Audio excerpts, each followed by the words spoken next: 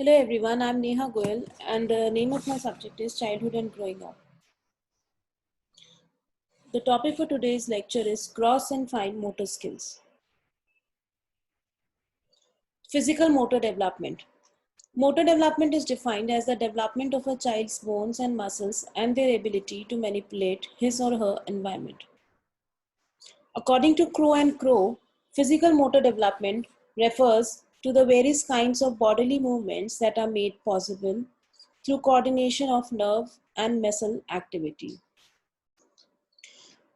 E.B. Herlock said that physical motor development refers to the development of control over bodily movements through the coordinated activity of the nerve center, the nerves, and the muscles.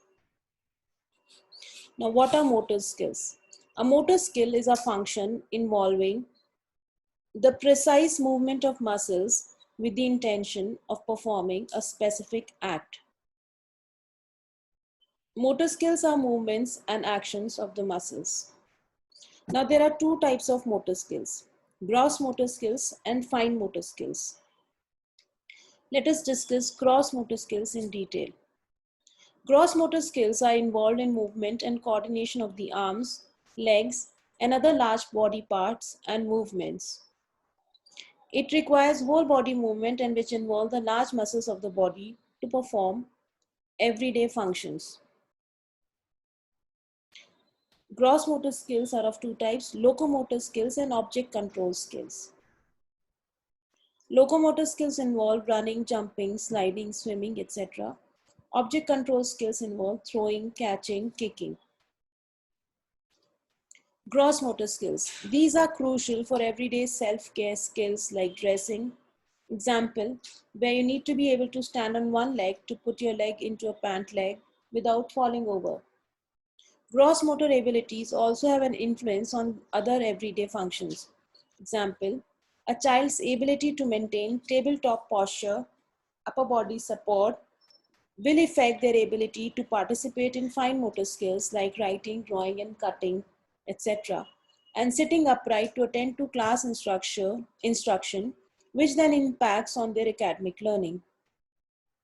Gross motor skills impact endurance to cope with a full day of school.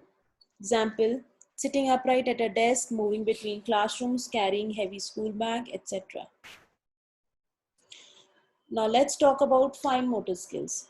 Fine motor skills are involved in smaller movements that occur in the wrist, hands, fingers, feet, and the toes. They participate in smaller actions such as picking up objects between the thumb and finger, writing carefully, and even blinking.